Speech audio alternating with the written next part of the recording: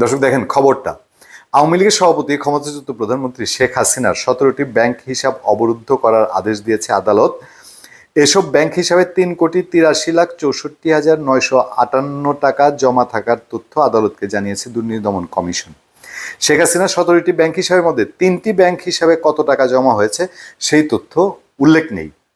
একটি হিসাবে জমা থাকা অর্থের পরিমাণ মাত্র 5 টাকা, আরেকটি ব্যাংক হিসাবে জমা থাকা অর্থের পরিমাণ 150 টাকা, একটি ব্যাংক হিসাবে সর্বোচ্চ জমা থাকা অর্থের পরিমাণ 1,61,00,000 টাকা। এই ব্যাংক হিসাবটি শেখ হাসিনা ও শেখ রেহানার যৌথ হিসাবে। এছাড়া অবরুদ্ধ করা আরও একটি যৌথ ব্যাংক হিসাব রয়েছে হাসিনা এবং রেহানার নামে।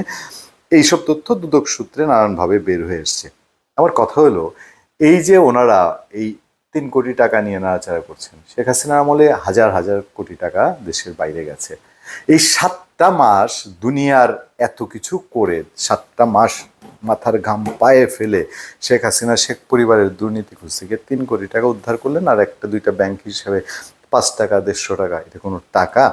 তাহলে কি আপনারা এস্টাবলিশড করছেন যে শেখ হাসিনা ব্যক্তি পর্যায়ে তিনি দুর্নীতি করেছিলেন কি করেননি? ধন্যবাদ সবাইকে।